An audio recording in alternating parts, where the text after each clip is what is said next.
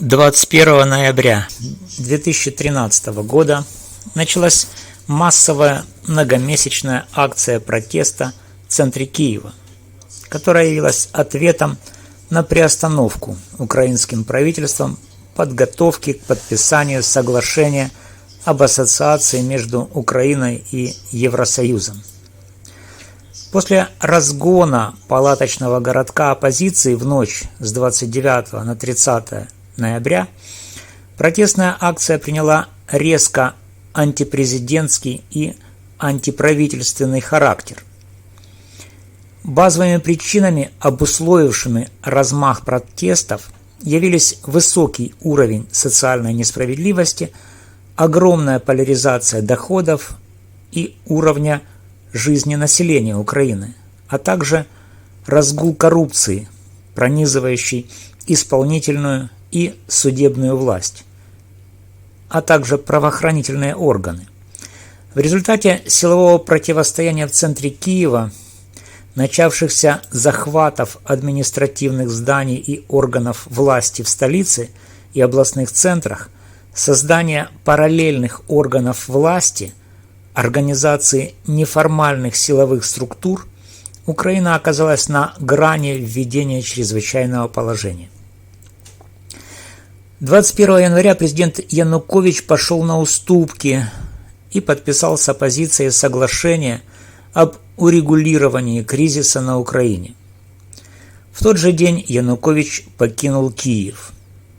22 февраля в телеэфир вышла видеозапись интервью с Януковичем, в которой он заявил, что не собирается подавать в отставку и не собирается подписывать решения Верховной Рады, которые он считает противозаконными, а происходящее в стране квалифицировал как вандализм, бандитизм и государственный переворот. Через несколько часов Верховная Рада приняла постановление, в котором заявила, что Янукович неконституционным образом самоустранился от осуществления конституционных полномочий и не выполняет свои обязанности, а также назначила досрочные президентские выборы на 25 мая 2014 года. 23 февраля обязанности президента Украины были возложены на нового председателя Верховной Рады Александра Турчинова. Новая украинская власть получила признание со стороны Евросоюза и США. 27 февраля премьер-министром Украины стал Арсений Яценюк. Было сформировано Временное правительство. Эти события получили неофициальное название Евромайдан. В конце 2013 года Путин высказал Януковичу намерение не допустить вступления Украины в Евросоюз или НАТО, а также угрожал оккупировать Крым и Донбасс в случае подписания соглашения об ассоциации. С начала многомесячных выступлений на Киевском Майдане американская администрация активно работала над урегулированием кризиса. Ведущую роль взяли на себя вице-президент Джо Байден и госсекретарь Джон Керри, хотя президент Барак Обама публично не проявлял заинтересованности событиями на Украине. После победы Евромайдана в Киеве события перенеслись в Крым и на Донбасс. Антимайдановские акции в Крыму и на Донбассе активно поддержала Россия. Россия пошла на силовой захват Крымского полуострова, воспользовавшись благоприятствующим моментом – слабостью новой власти.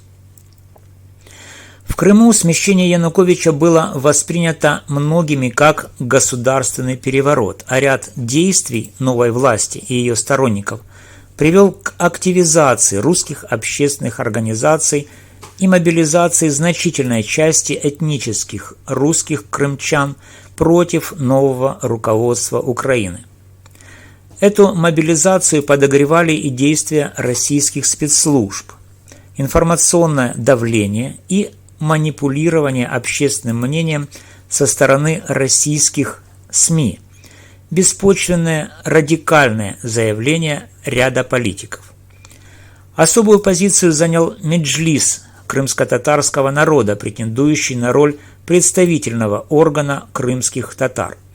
Аннексия проходила в два этапа. Сначала были задействованы российские военнослужащие без знаков различия, морская пехота, находящаяся в Крыму, силы специальных операций, прочие силовые части и разведка, и локальная самооборона, а затем военное вмешательство с десантом войск на территорию Крыма. К 23 февраля российские спецподразделения получили первые приказы по Крыму, и в течение нескольких дней происходила первичная, скрытая переброска войск на полуостров, где тем временем продолжалось гражданское противостояние. 23-24 февраля под давлением пророссийских активистов была осуществлена смена исполнительных органов власти Севастополя. 26 февраля сторонники Меджлиса и новой украинской власти собрались у крымского парламента, опасаясь принятия им решения об отделении Крыма от Украины, и прорвались в его здание, в результате чего заседание Верховного Совета Автономии было сорвано. 27 февраля начались активные действия России по захвату Крыма. Российский спецназ захватил здание органов власти Автономной Республики Крым, после чего в захваченном здании парламента была проведена сессия Верховного Совета, на которой было сформировано непризнанное центральными властями Украины новое правительство Крыма во главе с лидером партии «Русское единство» Сергеем Аксеновым. Политическим инструментом аннексии Крыма стал проведенный 16 марта наскоро организованный неконституционный референдум о статусе Крыма.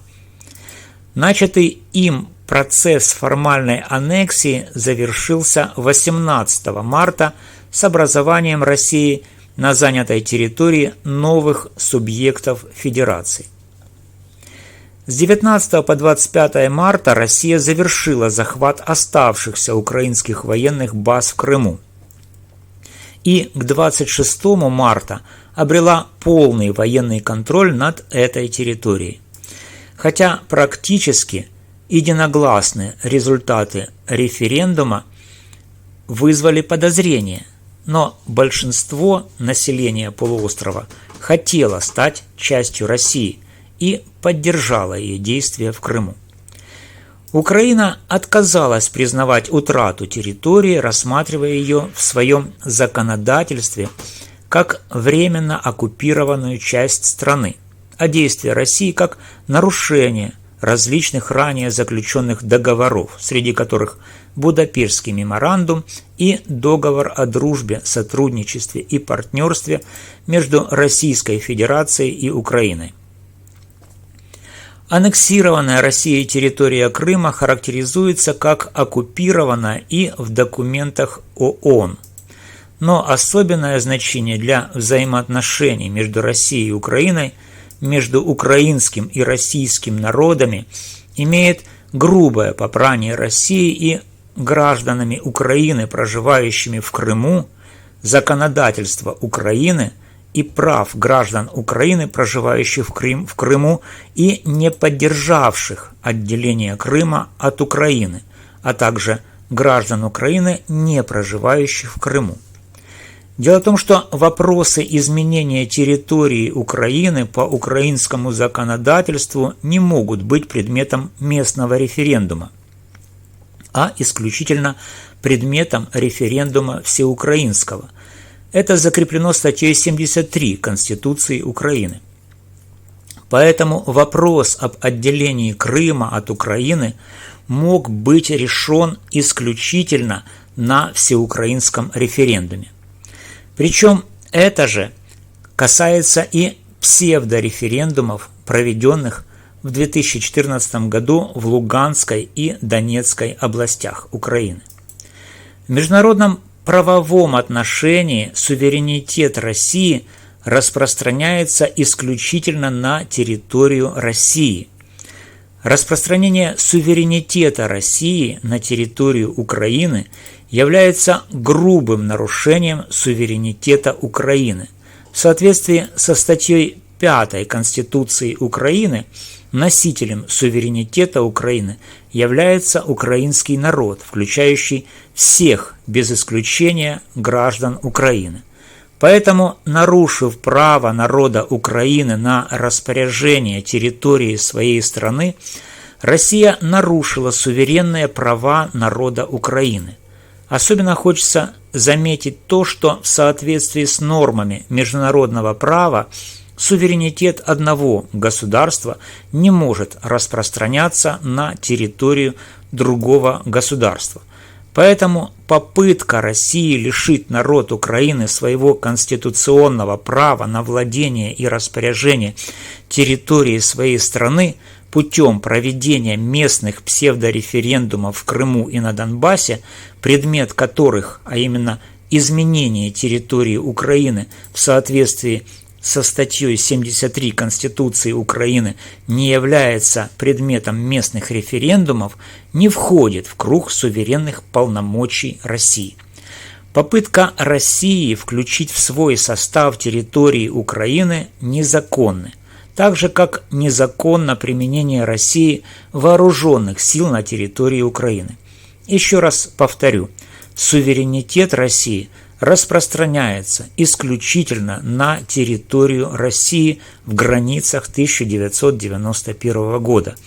Все действия России в отношении присоединения украинских территорий Крыма и Донбасса незаконны и выходят за рамки суверенных полномочий России. Суверенитет России ограничен суверенитетом других государств, так же, как и права любого человека ограничены правами других людей. И если Путин и компания этого не понимают, то рано или поздно это ему и его компании популярно объяснят.